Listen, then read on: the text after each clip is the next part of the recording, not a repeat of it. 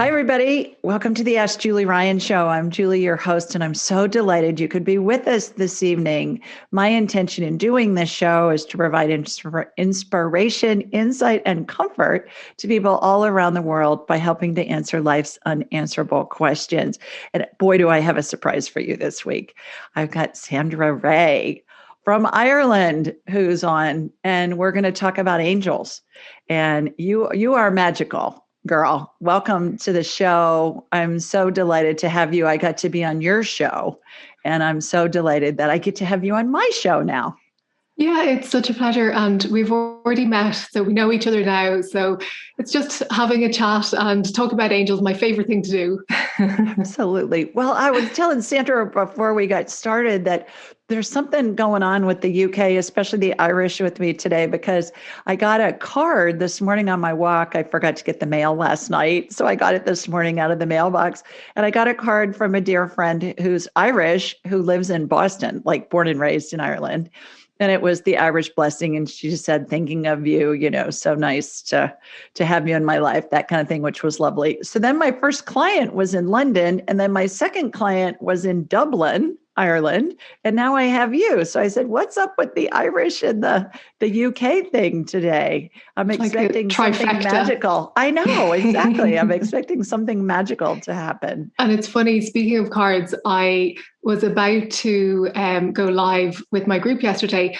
And I just had this feeling that the doorbell was going to ring or something was going to happen. And I was thinking, oh no, I was like, we're going to be going through meditation. I don't want to have any disturbances. And I sat down and I heard the postman at the door. I was like, maybe that's what I was tuning into. So I went out to check and I saw there was a card there and it was from you. Oh. And it was so funny because I was literally thinking about you and today what we were doing, and the card arrived in and I said, that was Julie sending me a message. I tuned into it. Oh, I love that. Don't you love that when those things happen and people say, oh, what a coincidence? Well, there's no coincidence in that. That's just all part of the serendipity and synchronicity and all the woo-woo that's out there. Exactly. Of how we're all connected with all of that. And we miss it so many times. We miss it. And people always say to me, but why don't I get signs from my angels? And I want to say to them, your angels are shaking you. They're like giving you the signs, but you're just like missing them because you're going about your day. And it's funny because I remember saying to my husband once, ask for a sign. And we were going about our day and I knew what the sign was that he'd asked for. And I could see it popping up everywhere. And I was saying to him, have you seen that sign yet? He's like, no, I haven't seen it. I was like, okay. And then eventually I pointed out, I was like, look. Yeah. But we tend to miss the signs if we're not aware. And when we're particularly busy and stressed, it can be easy to miss them. But we have to be a little bit more aware of their signs and how they communicate with us.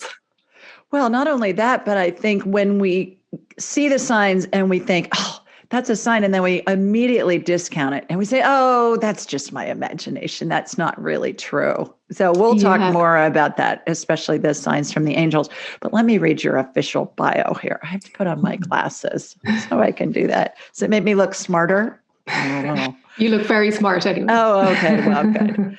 So Sandra Rae is an author, healer, and spiritual teacher. She helps empaths get crystal clear guidance from the angels each day so they can stop doubting themselves, what we were just talking about, and their decisions and start trusting they are guided and taken care of. She's the host of the Fiercely Spiritual podcast, which I got to be a guest on, which I loved, and creator of the Fiercely Spiritual Family Members Group. So we'll talk more about that. Obviously, I already mentioned Sandra lives in Ireland. Tell everybody where in Ireland you are. So I'm in Dublin and I'm right next to, we call them mountains. Technically, they're not mountains because they're not big enough. They're only hills. We don't really have that many mountains in Ireland, but they're called the Dublin Mountains. So it's a lovely place. We're near the city, but we're near the mountains. And we also have the sea as well. So it's a lovely area. You get the best of both worlds. Yeah. All right. She lives in Ireland where she spends her days doing the work that she loves, meditating and mountain biking with her husband and two boys. And tell everybody how old your boys are, Sandra. So they are 6 and 8. Oh, So fun. they're so funny because you mentioned the mountain biking. I've only recently started. My husband has been doing it for a while, but the two boys, I have to try and keep up with them. The younger boy, I can just about match his speed, but it's great fun. They have all the kit where they have the padding and the protection. So yeah, we have good fun. I bet. I bet. I've been to Ireland a couple of times. And the first time I went, it was such a thrill because I always think of Ireland as being magical. And I think most people around the world do as well. And I landed there. I was with my son at the time who was still in school, and he wanted to go to Ireland for spring break one year. And so he and I went to Ireland. My husband couldn't come. And so just Jonathan, my son, and I went. And he's grown and married now. So this was a while ago. But we landed in Dublin.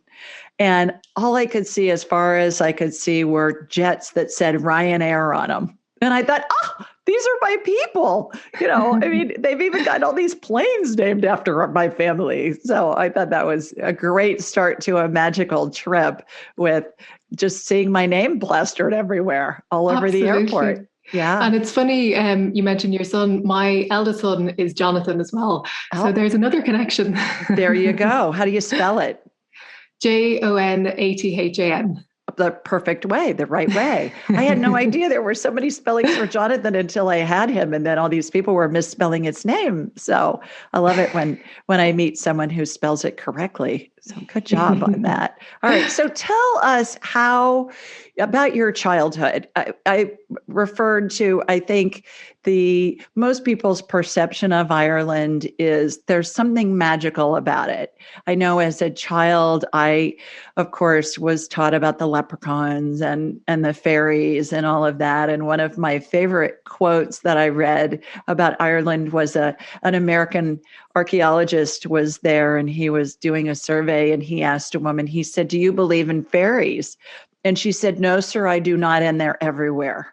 So it's almost like it's ingrained in the culture. So tell us about your childhood and growing up in what others perceive as a magical place. Did you have that same perception? Well, I think when you grow up and spend your whole life in a certain place, it doesn't necessarily seem magical because you're used to it. It's just normal. And but having said that, even though it was normal, I mean, there's some magical places in Ireland that even when we'd go to visit these places and we'd go on, a holiday camping or something when I was younger, and, the cliffs of Moher and the Giant's Causeway and all these amazing places and Angelic Michael, it's just, there's so much to Ireland. And we were talking about mountains.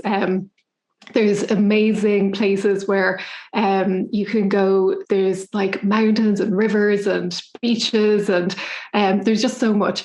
But that link with the fairies, the angels, leprechauns, all that type of thing, I think that is something that we all grow up with. And I was just talking to somebody the other day, and we were talking about, nature angels and elementals. And we were talking about how people are starting to really connect with them again. And I was watching a film by an art studio. I was with my children, and it's called The Secret of Kels.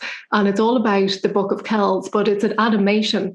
But I loved how they brought in all that magical side to it.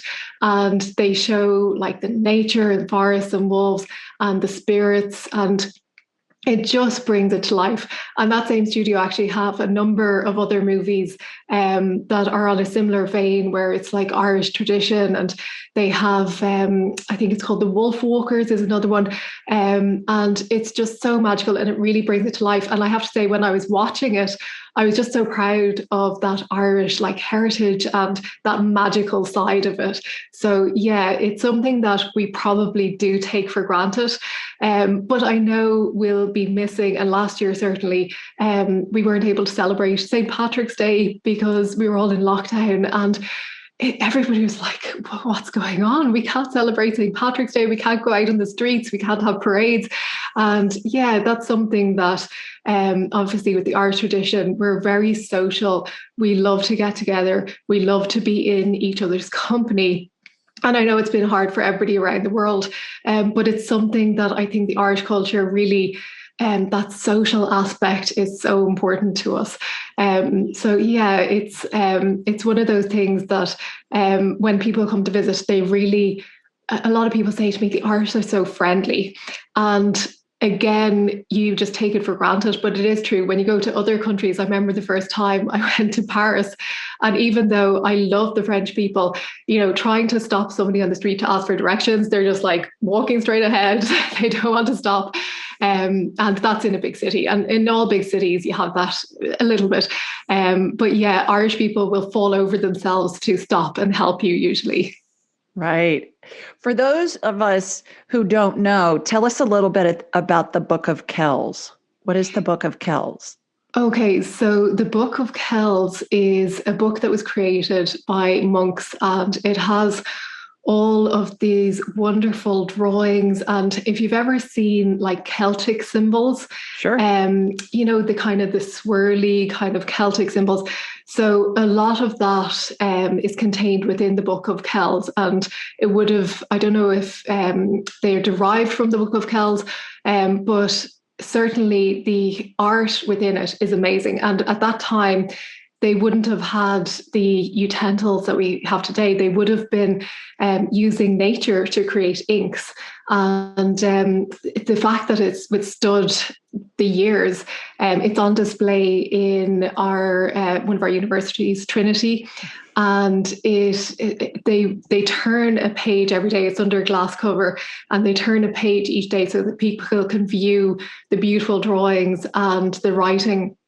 Now, it's something that it was created and then lost and then refound. And I won't go into the full history of it, but it's a very, very old text that was created by monks. And it's part of the heritage of, I think, that creative side, that creative aspect.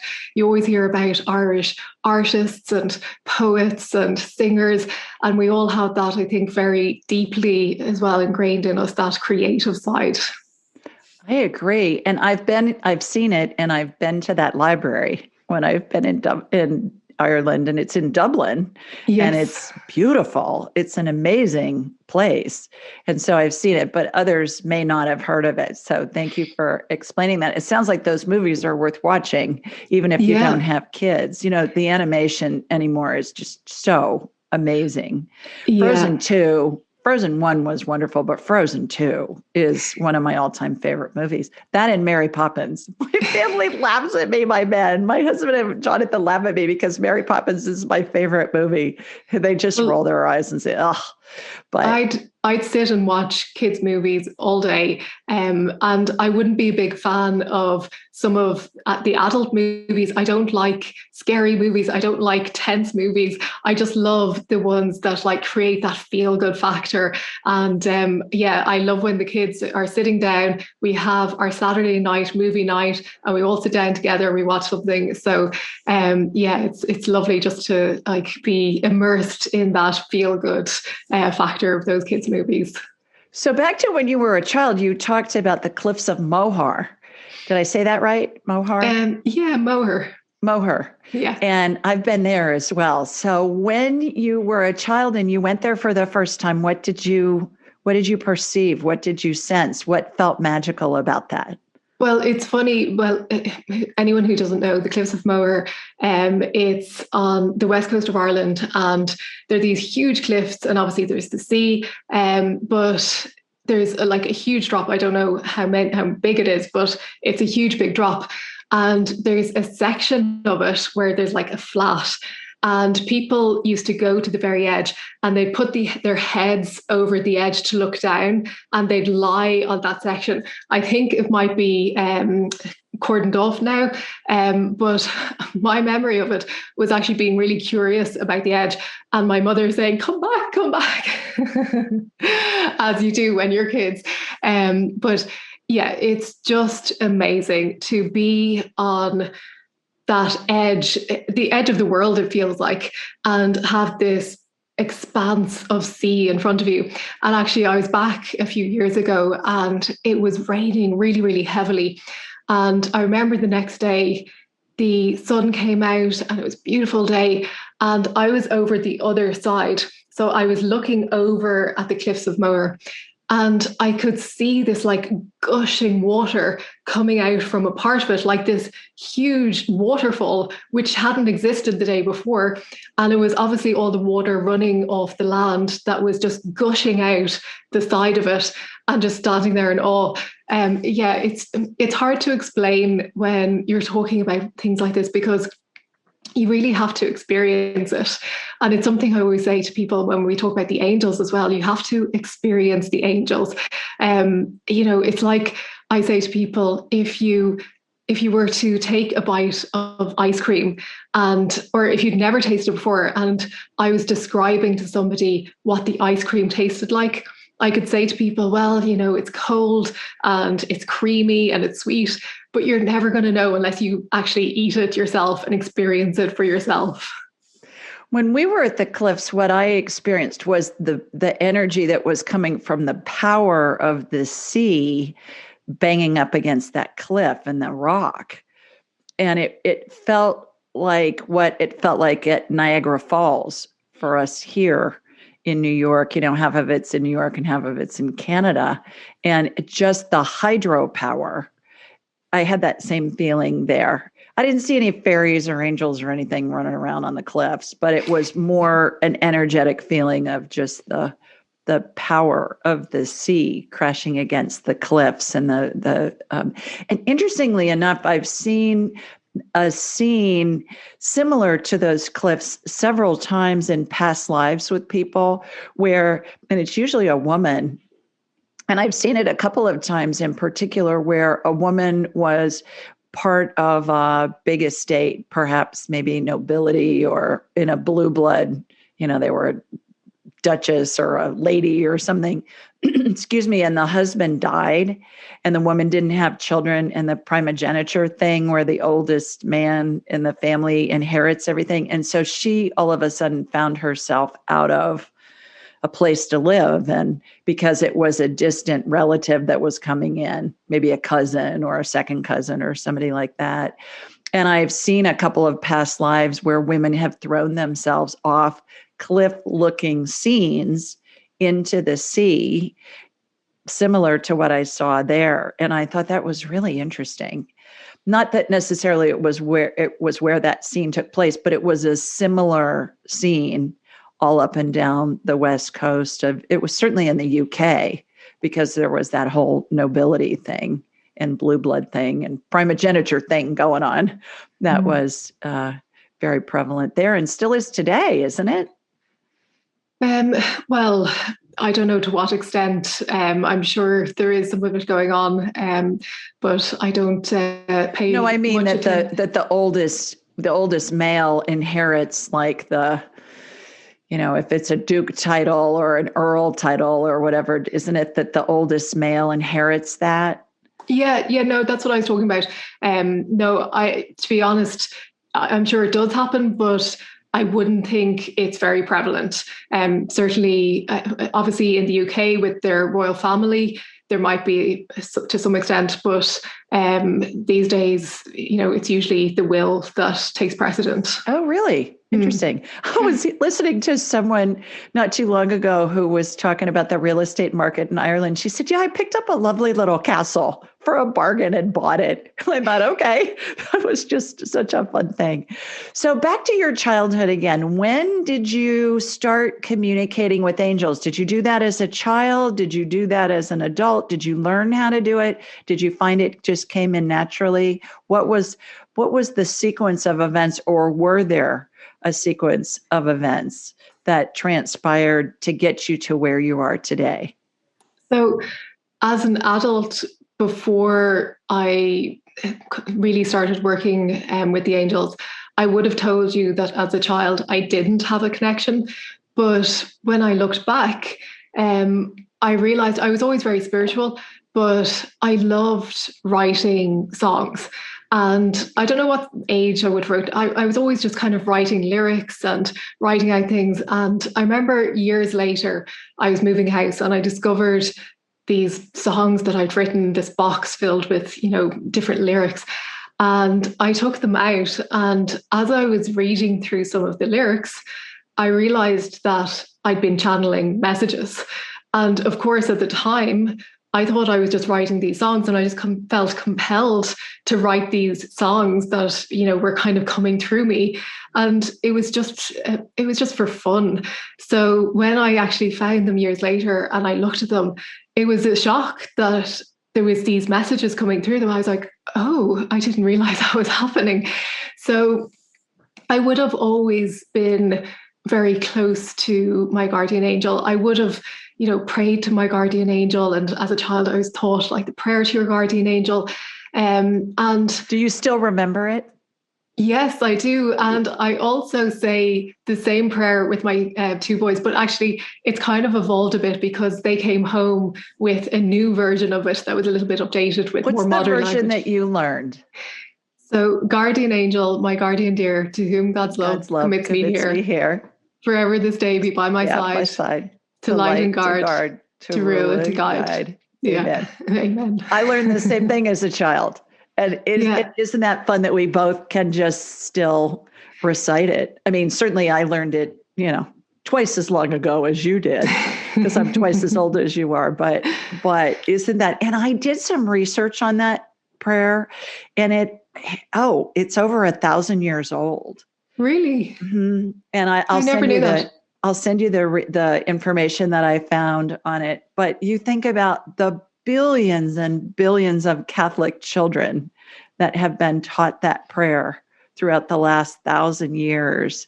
And we in turn teach it to our children as well. So there's something special about that.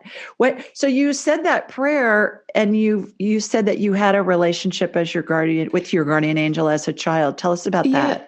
I would have, I remember going to bed and saying that prayer and moving over in the bed to leave some room for my guardian angel to lie down beside me. Yeah. And I would have, talked to my guardian angel, and I wouldn't have seen necessarily any image of them. That happened later as I started to open up my third eye and clairvoyance. But I always felt very connected. And I remember I would have recited that prayer every day. And then as I was kind of a teenager, I kind of forgot about it. I don't know how long it was for. It was probably for a few years. And then as things started changing in life, I remember just getting this intuitive kind of nudge that I needed to start saying it again, because I think the reason was that the angels need us to invite them into our lives because we have free will. So if we don't want them to help us, they won't. They'll stand by us, but they won't interfere. So I kind of felt that I needed to start saying that prayer again.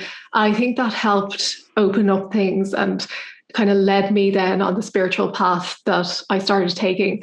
So it would have been very innocent. Certainly, I wouldn't have called myself, psychic or clairvoyant or anything like that, but I did have that connection.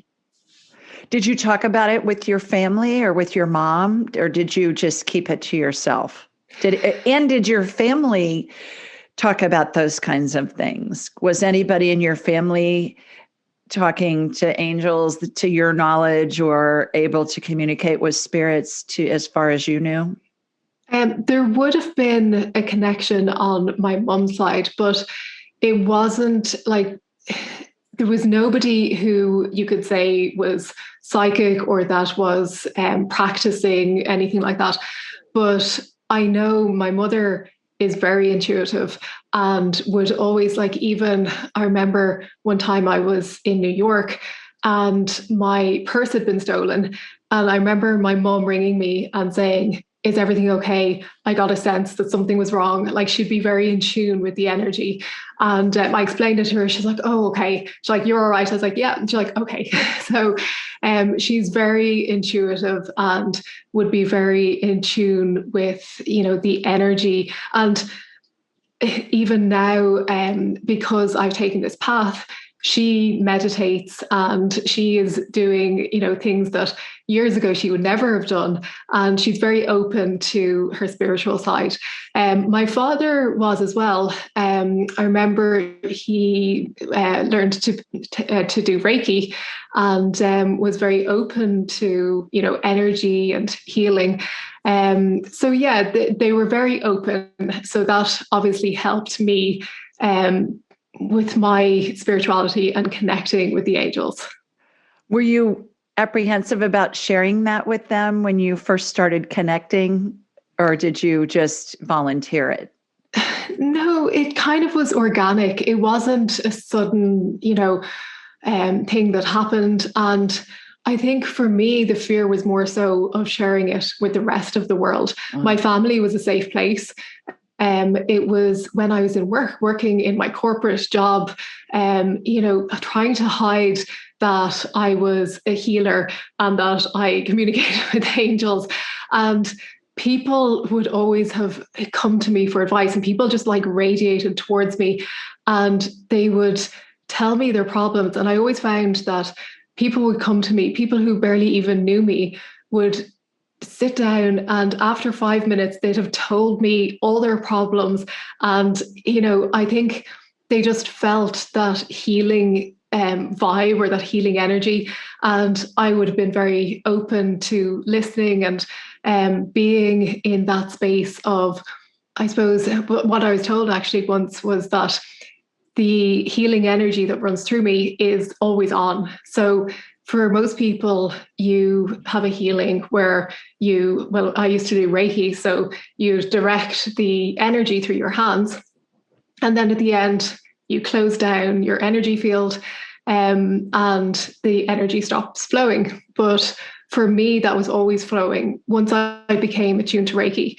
And I remember even I was like doing a healing exchange with somebody one time. And it was funny because she was at my head and it was somebody I would have trained with. And she was like, Sandra, she said, even though I'm doing the healing with you, she's like, you're sending me healing. I can feel the healing coming back. Like you're sending. Yeah. She was like, stop it. So yeah, there would have been that aspect, but I was very afraid of opening up to the world and sharing it with the world. And I always felt that particularly the angels, there was like this taboo.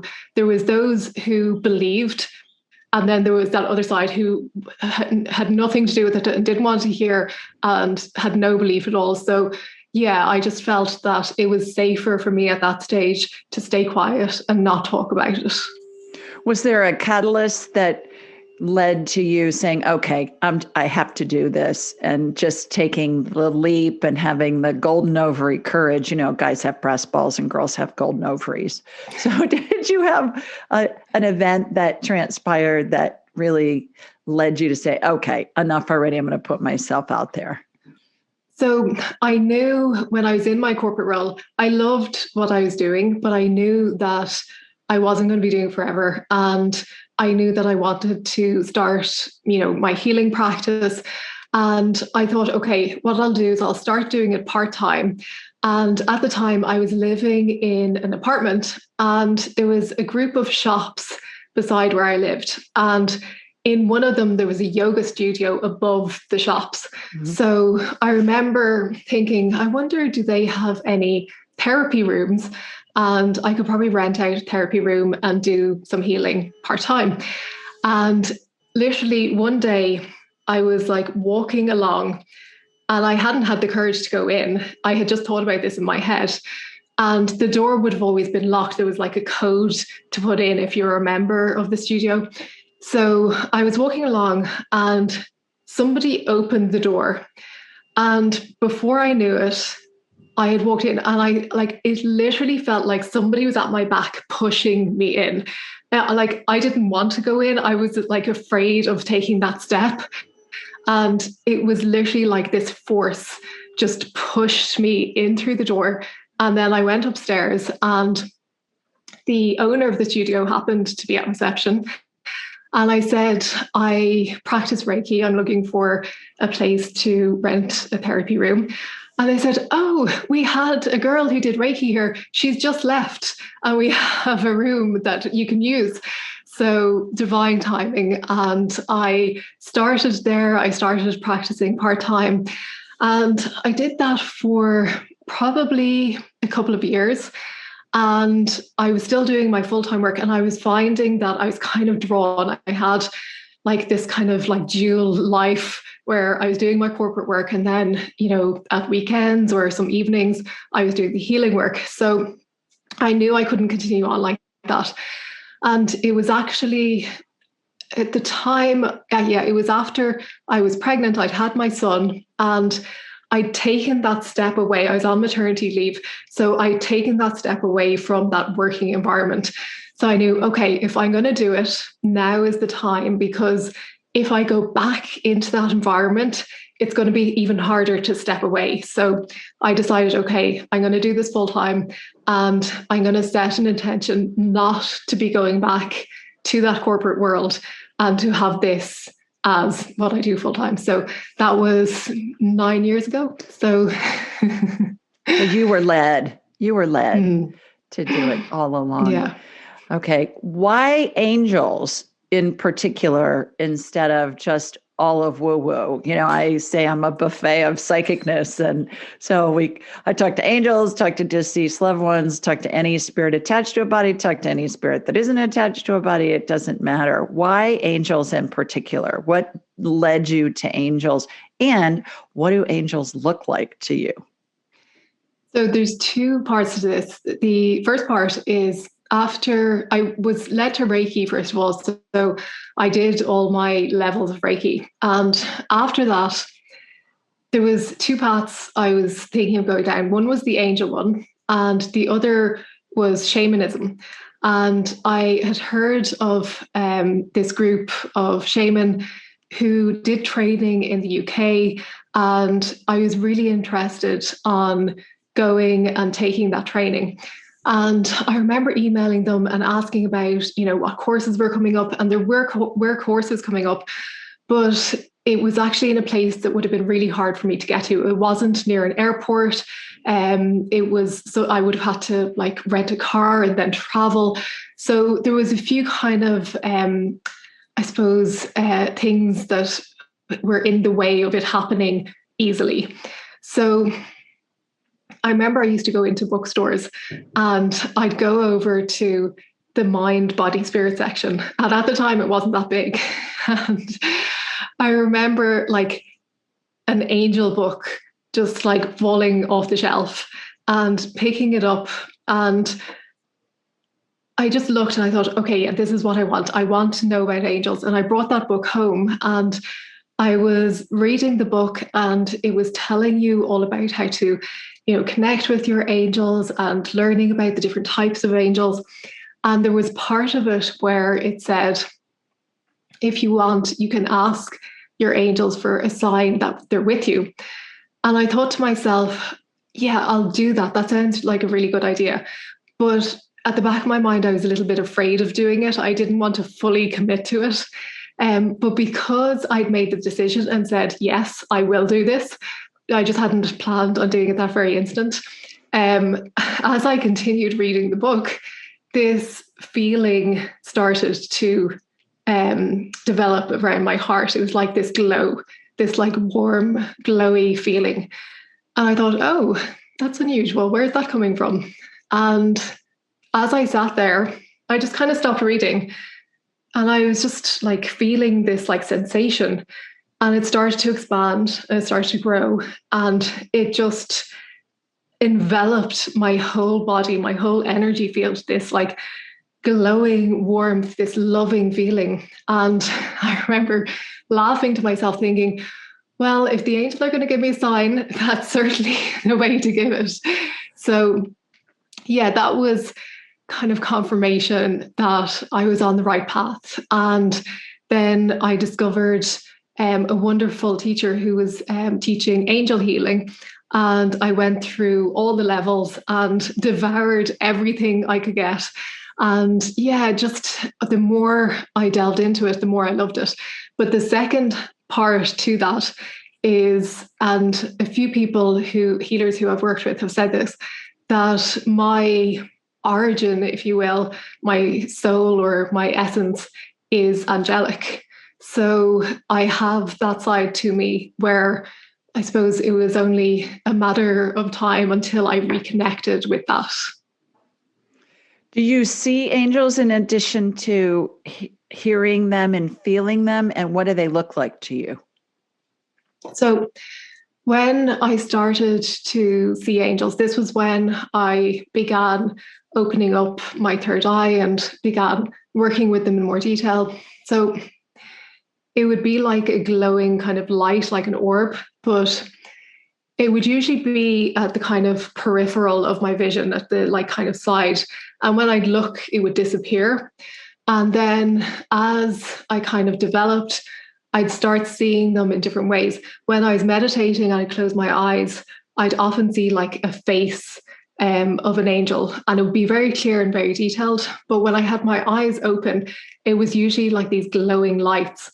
And I remember one time, I always tell people when you're connecting with the angels to call them in.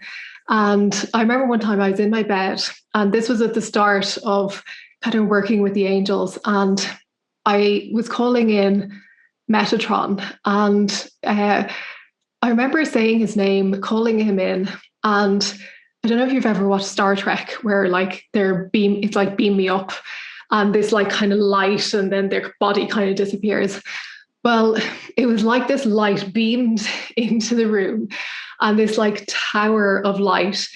And I remember laughing, thinking, oh, when you call them in, they actually beam in.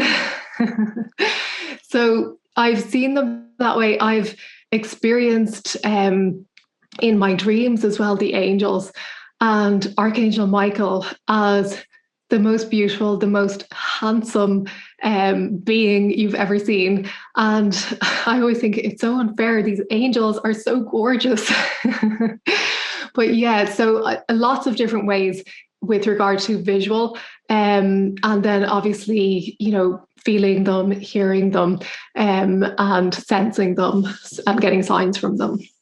Does Archangel Michael have on a shield? Does he have a shield and a sword? And does he have those lace-up Roman sandals and all of that when you picture him? Yeah, when I am working with Archangel Michael, I see it's like this kind of blue and silver energy. And I'd see his sword like a lightsaber, like literally like a laser kind of beam of light. And yeah, he would have some armor on him to a certain extent. But funnily enough, when I experienced him in my dream, he was this like just beautiful, handsome man, just dressed normally, not holding a shield or, with any sword or anything like that. And of course, the angels present themselves to us in human form so that we can relate to them, but they can take on any form. Exactly. And that's what I tell people, the same thing, because angels appear to me like they do in the paintings and the European old masters paintings and the statuary and that kind of a thing. Like I was taught they looked, as a girl going through 12 years of Catholic schools, big wings, white gown, the archangels, like you describe, have armor and the lace-up sandals, because that's what the statuary looks like that I've seen my whole life. But they, perhaps to somebody growing up in an indigenous culture in the Amazon, for instance, they may see an angel as a ball of lime green colored energy or something completely different. Because that's relatable to them. And they don't have that frame of reference. that we do. So I agree with you that spirit will show up in a way that we can have some kind of frame of reference, some kind of human frame of reference. And it's funny you're talking about the Star Trek, because I use that a lot. I always say, beam me up, Scotty, how the person that they're beaming turns into a hologram of themselves. And that's how spirits appear to me, as a hologram of whatever they looked like in the life that they led. Does everybody have a guardian angel? Yeah, so everybody has a guardian angel. A lot of people have multiple guardian angels, not just one. But I always say that your guardian angel is like your best friend, and you can choose to be their best friend, or you can choose to ignore them. And most of us ignore them. And our poor guardian angels, they're like, that best friend who gives you the best advice. When you're like in that state of like, oh, everything's going wrong, I don't know what to do. And you ring your best friend or you see your best friend and they just have the perfect advice for you. Like, oh, why didn't I think of that? So that's what your guardian angel is like. And most of the time, they're giving us this advice if we're asking for it. But firstly, we forget to ask. Secondly, we don't even realize we're there. They're there beside us. And then for those of us who do know and who do say, angels help or whatever, then we miss the signs. So there's so much going on. But your guardian angels will be that best friend. They will advise you, they will guide you. And when we don't work with our guardian angels, it's like if you were trying to like clean the garden or do some work in the garden, and you had a shed full of tools and you had all those available to you, but you were trying to like dig by hand or sweep or not even have a sweeping brush. And our guardian angels are like that. They provide this toolkit where we have all these things that we can call on them for, and we're just not using that toolkit. And it's such a travesty because they want to help us. They want to give us those tools. They want to guide us. But that's our choice. If we don't want to receive that guidance, we don't have to, and they're not going to force it. And they're going to love us unconditionally one way or the other. Do you find that guardian angels stay with the same spirit throughout all of their lifetimes, the same guardian angel? So you're assigned a guardian angel even before your birth. And that guardian angel will stay with you through lifetimes, through incarnations.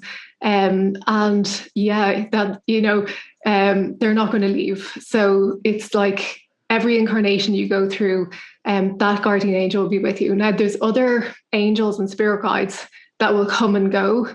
But yeah, that angel will be with you throughout.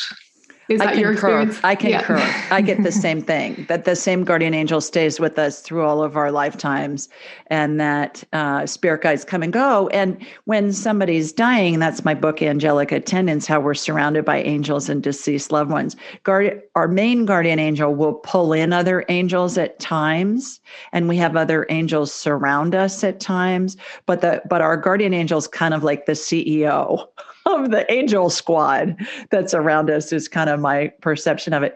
And it's funny because oftentimes people will want to know what their guardian angel's name is. And so I'll ask their angel and we'll get a name. And they're just used to me now because I've gotten these names before, Sandra, and perhaps you have too. I'd love to hear your take on this, where they'll give me some name with 17 letters in it and no vowels, just all consonants. And I'll say, how in the heck am I supposed to pronounce that? Can you give me an American English nickname? And it'll be like Sam or Anne or something like that. And I believe that some of those names are either coming from dead languages or what we would consider a language that's no longer spoken here by humanity, or they're coming from different realities of which we don't have any frame of reference for our human languages that we speak now, like a 17, letter name with no vowels in it. And so have you experienced that as well? Yeah, so well, like we were talking about, saying the angels put on a human form for us to relate to. My experience is that angels don't have names. They Oh, they give us a name for us to have yes, something I agree. to attach to. I agree. So they don't actually have names, but they will proffer, something if we insist. And like that, I remember when I was a teenager asking my guardian angel for her name, and the name Sarah came up. And, I was like, that's very normal. But when my son, Jonathan, when he was little, I remember saying to him about his angel.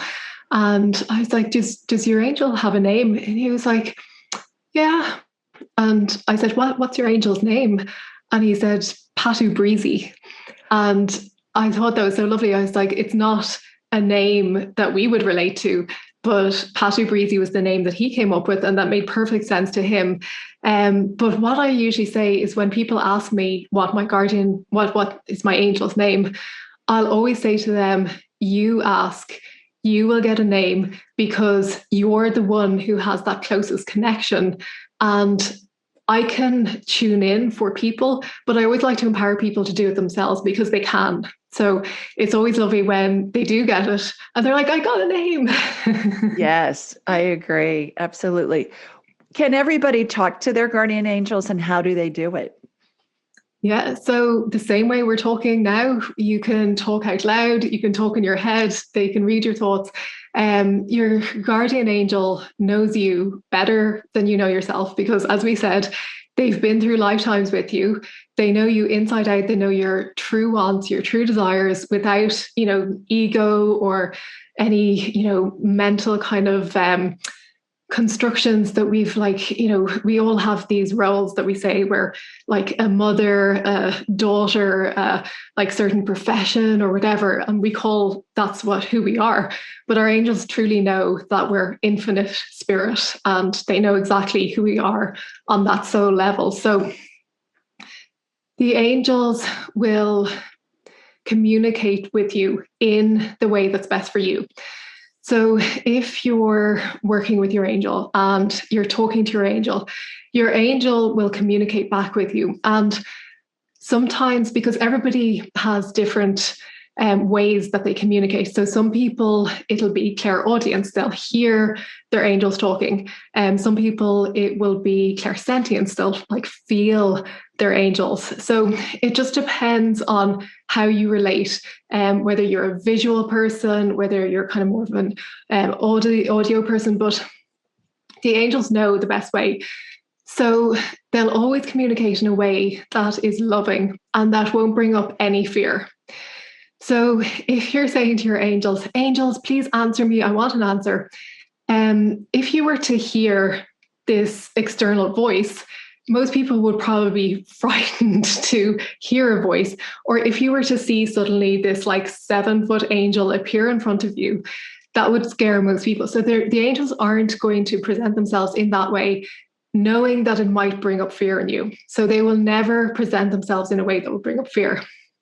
So what will happen is they'll be more subtle, and it'll come through your inner voice, your intuition, and people will start, that aha moment where you get a sudden, inspiration, and that's your angels, that's your guidance that you're getting. But if some people are really, if they're not listening to their intuition, or maybe not open to their intuition, the message could come through a friend, because your friend might be open to it. So your angel will talk to your friend's angel, and they'll say, hey, listen, get this message through. Sandra needs to hear it. And it may be that your friend rings you and says, hey, I was just thinking about you. And this happens all the time, where I'll have friends come up pop up in my head out of the blue. And it might be somebody I haven't talked to in a while. And I always think, oh no, because when I text that person or when I contact that person, I'm like, is everything okay? You've come up in my head. Usually they need some sort of help. And they're like, how did you know? But yeah, so it can be through a friend. Funny, I used to always get messages through songs. I would turn on the radio and the lyric of the song, might be one line in the song, would be the exact message that I'd need to hear. And I noticed and another thing that I used to always get when I was starting out was little symbols of hearts. I'd find little symbols of hearts everywhere in the most unusual places. And I always knew that that was my angel. So they'll communicate in so many different ways. And when we don't realize this, that's when we miss those signs. That's when we think, oh, well, that was my friend giving me advice. That wasn't the angels, or that was just a song that came up on the radio, or yeah, that book, it opened and I read something and that was what I needed, but that was from the book. That wasn't my angels. So we forget that it's the angels who are guiding us to turn on, Spotify or something at the exact right time, or, well, it was the radio for me back then, but it's all those little things that we don't attribute to the angels. We just think, well, it was just a coincidence. So yeah, they get very creative. Well, and to your point earlier of how you were a lyricist as a child and really weren't even aware of it, it's no surprise to me that they communicate to you through songs and lyrics in particular. I think that's fascinating. And it's funny you mentioned that. I never put that connection together. So yeah, absolutely. When you're talking to different angels, I know you will call in certain angels for certain tasks. How does that work? Number one, how do you know what angel is the best to call in for a certain task? And number two, how does that angel work with you or your client or your loved one in particular, while maybe they've got thousands or more others that are calling on it for the same task at the same time? Can they work with several people simultaneously? Or is it, okay, I'm just going to work with Sandra and then I'll go work with Julie? How does that work? What's your experience on that? Yeah, well, I'll answer that first and then I'll go back to the others. But I actually asked this very same question of my teacher years back. And I was saying about Archangel Michael at the time, and I was like, well, Archangel Michael, everybody calls on Archangel Michael. He can't be with millions of people at the same time. And his reply was, yeah, he can. Like that holograph that you said, they can project themselves into all these spaces. And because they're multidimensional, they don't need to be like we're in our physical bodies in this space, in this now present moment. But of course, time and space doesn't exist for them. So they can be in multiple places at multiple times, and they don't need to go from one person to another. Can you imagine if Archangel Michael had to go from one person to the next? So yeah, they can be with millions of people at once and doing millions of things. And we see things from our limited perspective. We see things from our conscious point of view, where we can literally, our minds can only concentrate on one thing at once. And that's why we have our subconscious doing all the background things so that we can actually function in this world. So yeah, the angels don't have that limitation. They can be everywhere at once. And the way I call on the angels, so I like to use the rule of three, where I call their name 3 times. But I remember it got to a point where I would be calling on Archangel Michael, Archangel Gabriel, Archangel Uriel. I'd be calling on like all these angels, and I'd be saying their name 3 times. And it would take me like 10 minutes to call in the angels to actually do anything. So the guidance I got was that I could say, I call on my divine angelic team of light to be present and to connect with me now.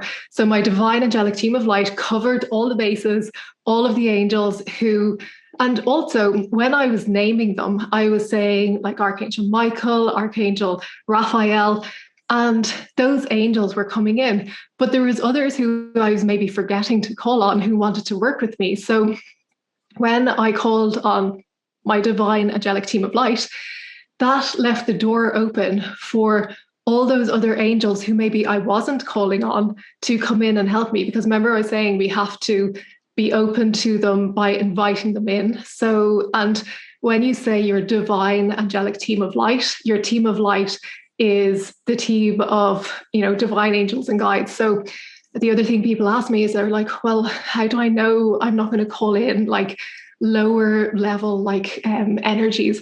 And if you're calling on your divine team of light, then that, it makes no mistake, it's like your team of divine light angels of love. So yeah, that's how I call them these days. My take on the how can they be in lots of places all at the same time is how it says in the Bible, we're made in the image and likeness of God. And most people think God looks like some old man with white hair and a white beard, and like Dumbledore in the Harry Potter movies, I like to say, or Gandalf in the Lord of the Rings movies, sitting on a throne on a cloud someplace up in the sky. And how I perceive it is that God is energy, and God can be everywhere and is everywhere all at the same time. And angels are the same way, as our spirits are, as our deceased loved ones' spirits are. Because I hear so often from the deceased that I'm around you all the time. And it's not, okay, I'm just going to be around Sandra for 10 minutes, and then I'm going to go to Jonathan for 10 minutes, your son.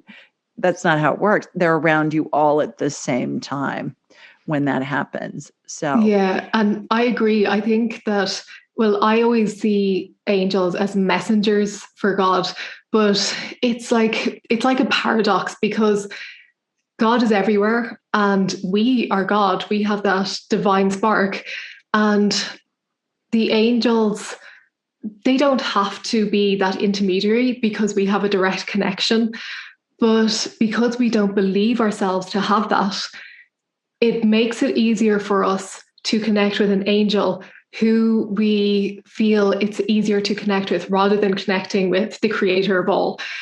So angels will act as messengers for the divine, but of course we can connect directly in with that as well.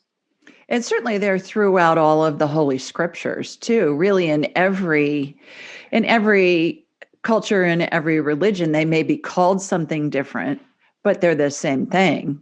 They're just, it's a way for us to understand based on what our frame of reference is how I see it too. Exactly. You have I don't know if it's a program or a method or whatever that you call the 4 phases of the angel guidance roadmap. Can you tell us about that? So when people are starting to work with their angels, or if they have been for a while and they want to deepen that connection, or even just get those clear signs and that clear guidance that they're not quite sure of, they might be feeling blocked, or there might be just something that's stopping them. I take them through these 4 phases.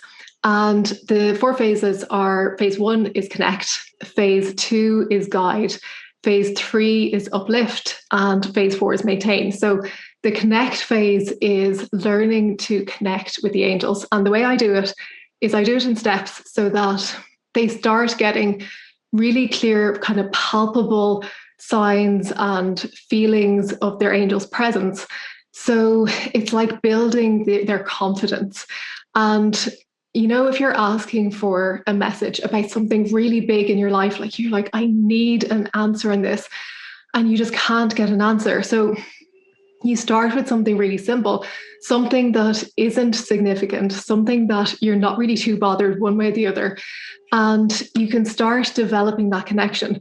And we start by learning to call in the angels, as I was talking about, pausing to feel them around you, because often I go about my day talking to my angels all the time, and it'll just be like an ongoing conversation. But for many people at the start, you have to sit, and when you call them in, you have to just wait a minute and feel their presence. And if you wait for a second to actually feel that presence with you, then okay, my angels are here. Now I can communicate with them. Now I can talk to them. So in phase 1, we go through these practices where we start to feel them, we start to hear their voices, we start to know they're with us.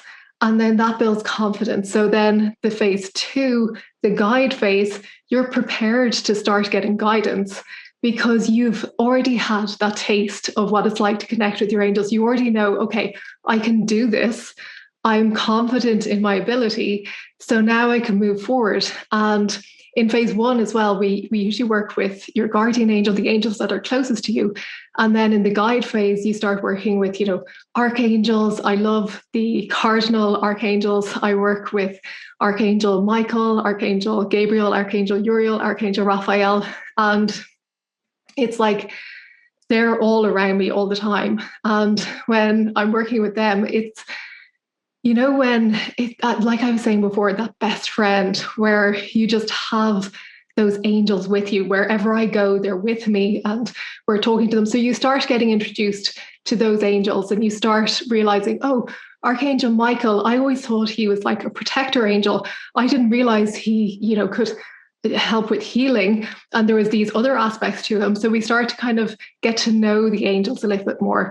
And then phase 3 is uplift, where you start to raise your energy vibration. So when you're connecting with the angels, the higher your energy vibration, the easier it is to connect with them and to hear them. So if you work on raising your frequency, raising your vibration, then that connection becomes so much clearer because it's just like it's stronger. You're at their level or closer to their level and you can hear them better. And then maintaining, because a lot of people who come to me, they're like, oh, I used to connect with my angels and I used to get guidance and I used to do this, but like I've stopped hearing them.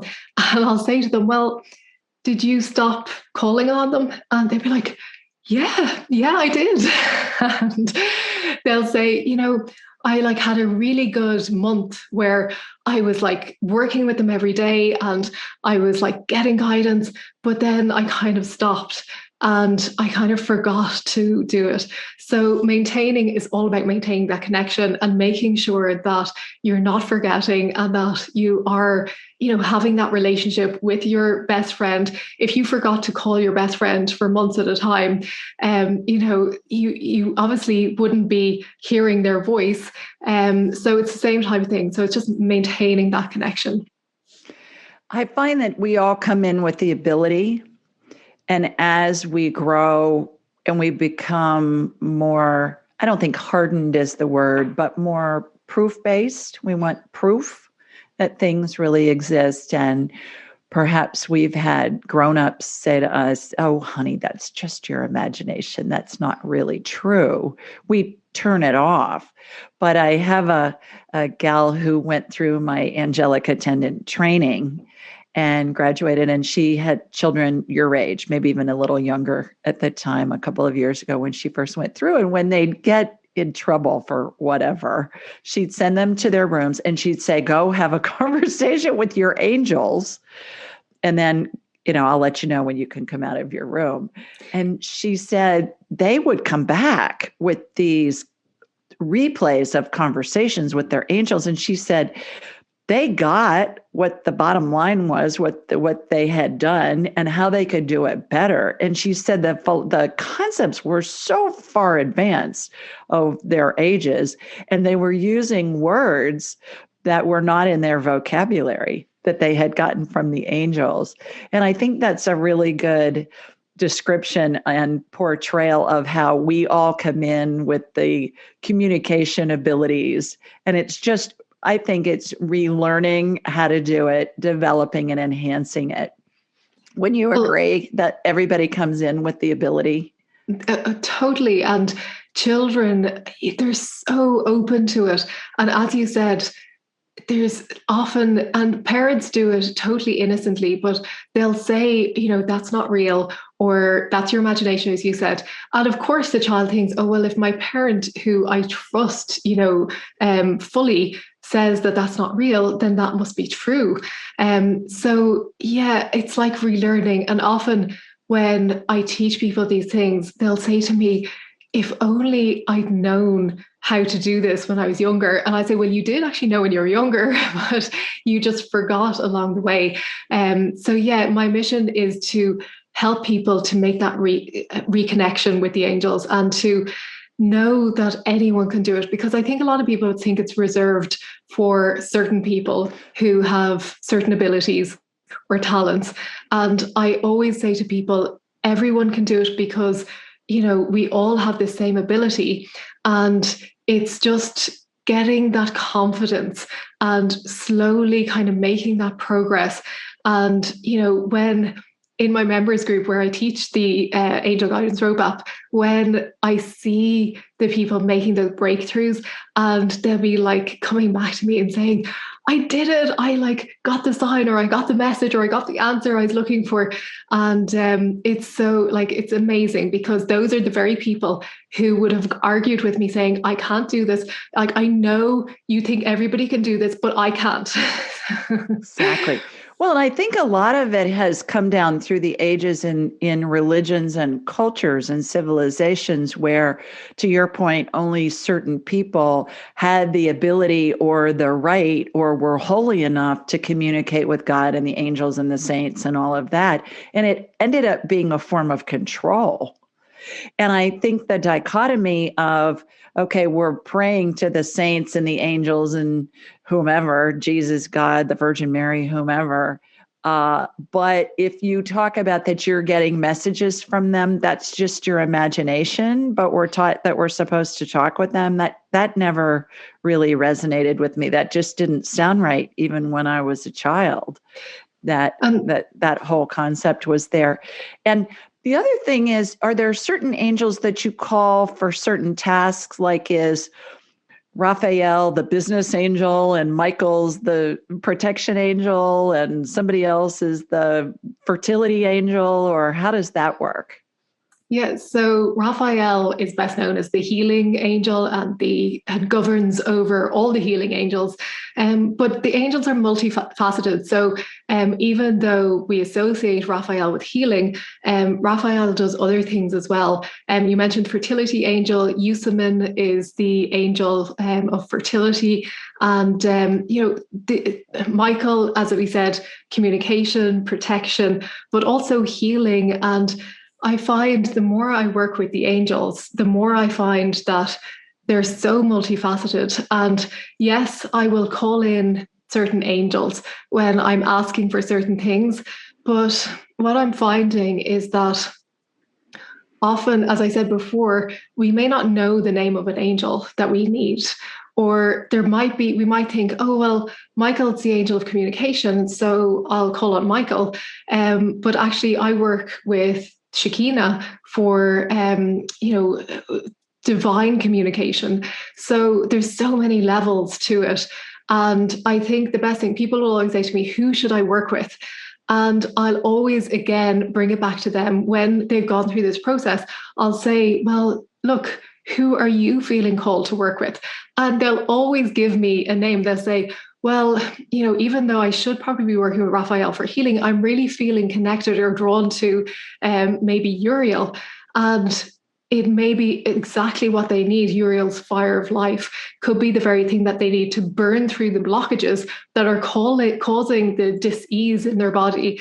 So, yeah, I don't get hung up with who to call on or what the angels do, even though we learn all about this and we learn implications. I always say, trust your inner guidance, trust what you're feeling drawn to. Use this as a guideline and then go within and trust what you're feeling drawn to. Is there a book of angel names? I never heard of an angel Shakira. I thought she was a Shekinah. Shekinah. Okay. I'm thinking Shakira. But is there some big book of all these names? And I'll hear angel names with other people that work with angels, and I'll think, I never heard of that name before. Where's that name coming from? Is there some like big book of angel names or something? Yeah, well, I suppose through my years of training and angel healing, I would have heard all of these names and learned about various angels. There's a book, I'm trying to think of the name of it. Is it called A History of Angels or something like that? That I think has angel names. But there is an author who I love. Her name is Angela Moher, and she has an angel almanac where she would mention a lot of the angel names and their what they do and their different traits. But yeah, I always say to people not to get too hung up on who you're calling on, because if you go within and trust your guidance, it's all about trust, and it's all about empowering ourselves, because a lot of people think that the angels are above us, and that's not true. We're equal to the angels. We all are from the one source. We all are within this, divine mind, if you will. And the angels aren't above or below us. They are our equals. They're simply our guides and our supporters and our helpers.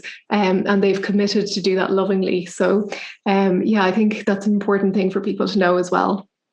Well, that leads into my question about the hierarchy of angels. We have archangels, we have cherubs, we have guardian angels, we have these different names or categories of angels, but it's been my belief that they're all on the same level. And to your point, we all have a spark of the divine in us, as the angels do as well. And it's all energies, so everybody's equal. Is that your perspective as well?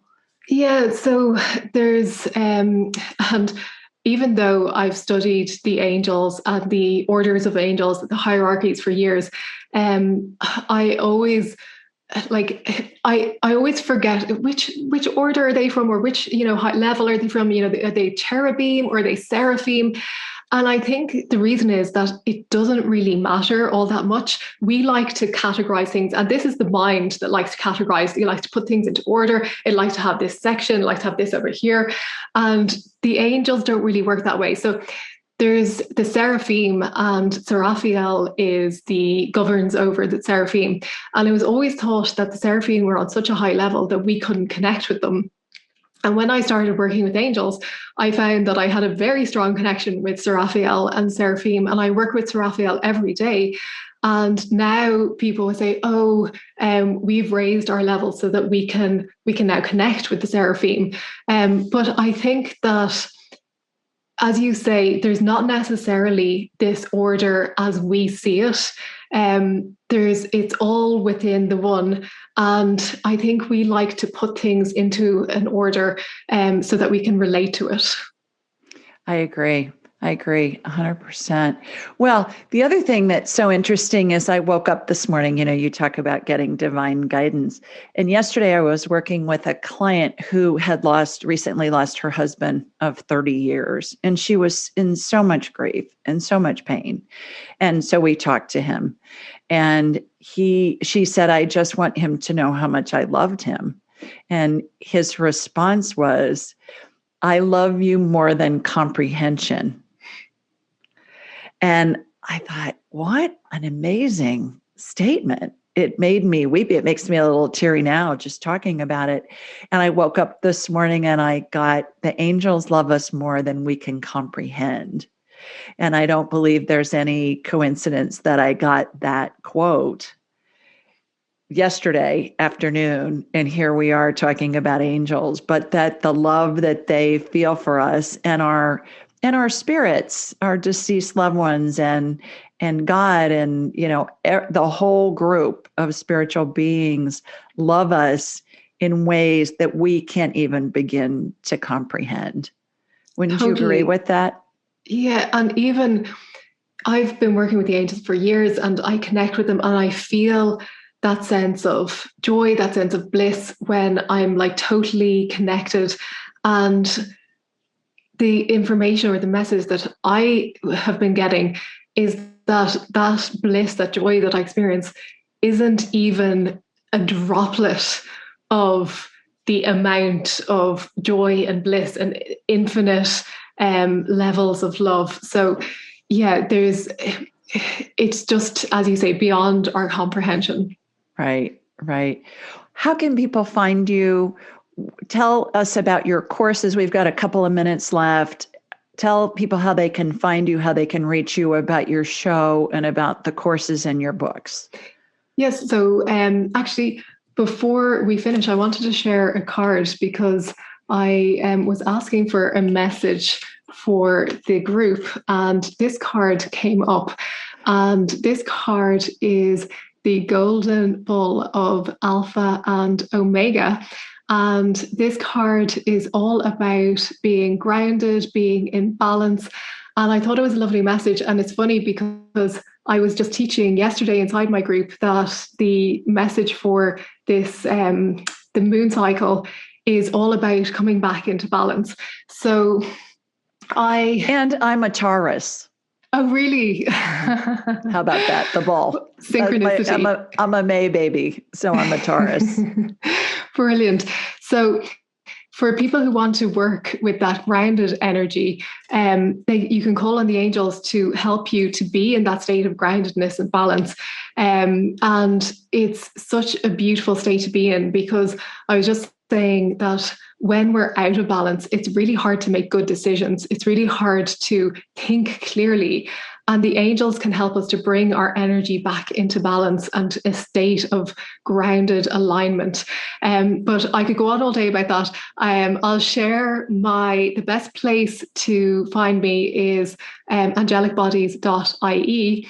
And I also have a free class if your listeners want to grab it. It's sandrarae.com/angels, and they can go there and they can learn about how to connect with the angels.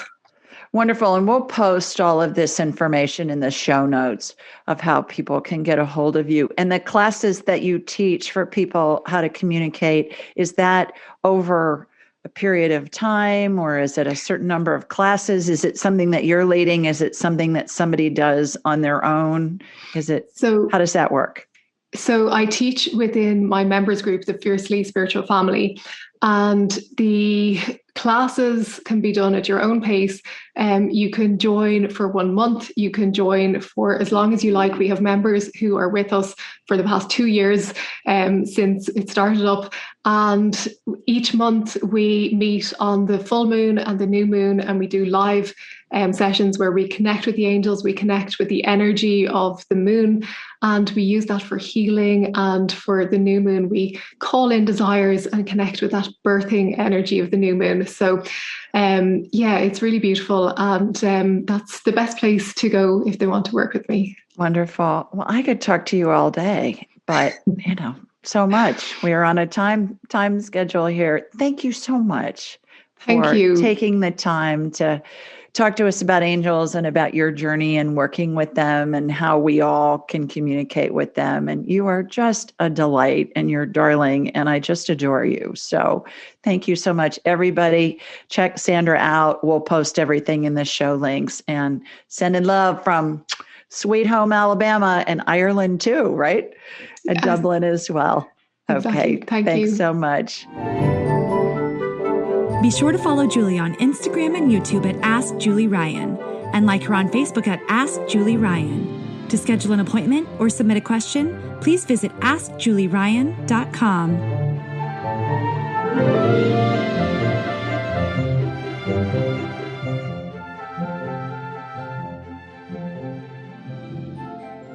This show is for informational purposes only. It is not intended to be medical, psychological, financial, or legal advice. Please contact a licensed professional. The Ask Julie Ryan Show, Julie Ryan and all parties involved in producing, recording, and distributing it assume no responsibility for listeners' actions based on any information heard on this or any Ask Julie Ryan shows or podcasts.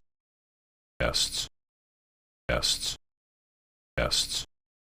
Guests. Guests. Guests. Guests.